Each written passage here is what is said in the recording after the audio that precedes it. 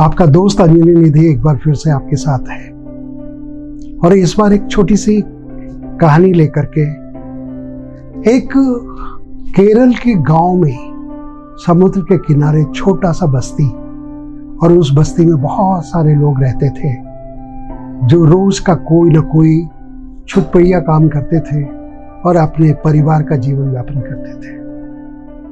एक ऐसा ही परिवार था मछुआरे का जिसके मुखिया का देहांत हो गया। परिवार में सिर्फ एक लड़का, दो छोटी लड़कियां, मां और पत्नी।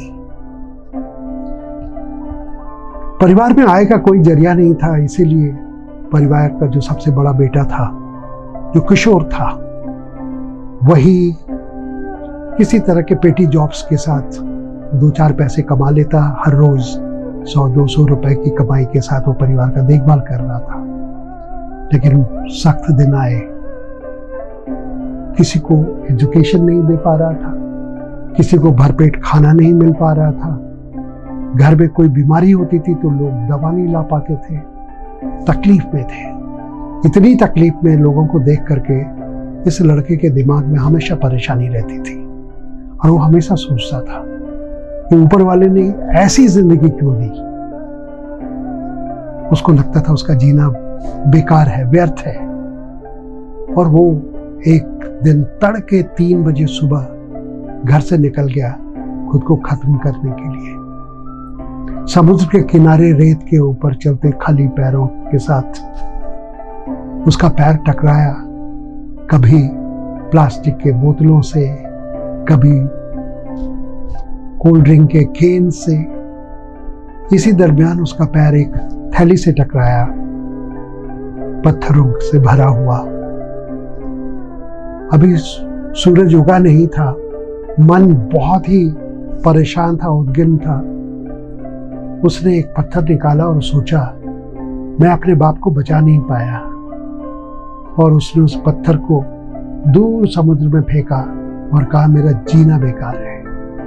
फिर उसने सोचा मैं अपनी माँ की बीमारी का इलाज नहीं करवा पा रहा हूँ। उसने दूसरा पत्थर निकाला, उसे समुद्र में फेंक दिया। उसने देखा और सोचा कि मैं अपने बहनों को शिक्षा नहीं दे पा रहा हूँ, स्कूल नहीं दे पा रहा हूँ, जीना बेकार है। उसने फिर पत्थर निकाला, फिर दूर फेंक दिया। उसने देखा छोटी बहन, वो उसको अच्छे भोजन नहीं उसको मिल पाते, उसके नसीब में अच्छा जीवन नहीं है। दुख में बहुत ही परेशान होकर के उसने अगला पत्थर भी पानी में उछाला।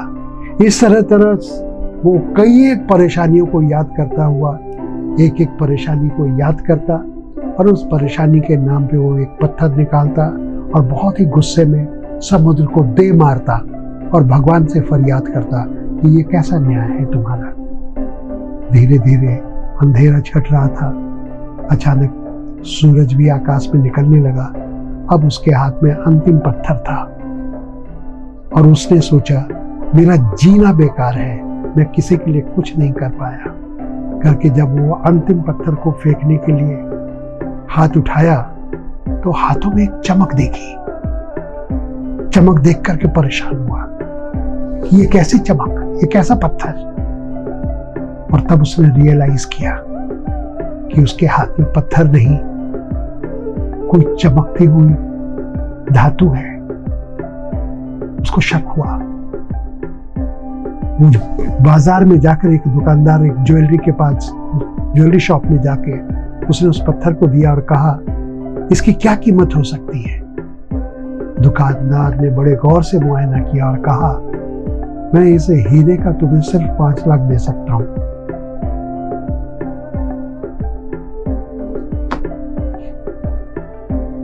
जिंदगी में कुछ नहीं है, ये सोचता हुआ ये लड़का उस पोटली के कीमती पत्थरों को फेंकता रहा, लेकिन उसके हाथ हीरा लगा था।